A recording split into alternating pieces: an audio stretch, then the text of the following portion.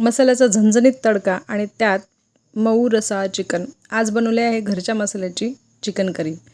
तर chicken curry बनवायची तर ऑब्व्हियसली चिकन तर पाहिजेलच. तर सर्वात आधी चिकन बॉईल करायला ठेवलेलं आहे आणि 3 पाव चिकनसाठीचा हा मसाला आहे. 5 कांदे मी जाळीवर भाजून घेतले आहे. एक छोटी खोबऱ्याची वाटी तीही जाळीवर भाजून घेतलेली आहे. आता या कांद्याचा मागचा पुढचा भाग थोडासा काढून आणि थोडीशी काजळी काढून ती आपण मिक्सर जारमध्ये टाकायचं आहे. काजळी पूर्ण वापरू शकतो कांद्याची. जास्त काळा मसाला येतो पण ते कार्बन असतं, पोटात जास्त गेलं तर हानिकारक होऊ शकतो म्हणून बाजूला केलेला आहे. आता याच्यात मी कोथिंबीर, अद्रक, लसूण आणि एक हिरवी मिरची टाकली जेणेकरून या पेस्टला नॅचरली काळा रंग येतो. त्यानंतर ते दळून झाल्यावर मी त्यात लाल तिखट, धने पावडर आणि खड्या मसाल्याची पण पूड आहे माझ्याकडे, ती टाकलेली आहे. गरम मसाला टाकलेला आहे. खड्या मसाल्याची आपण डायरेक्ट फोडणी देऊ शकतो पण ते तोंडात येतं त्याच्यामुळे मी त्याची पूड करून ठेवलेली आहे.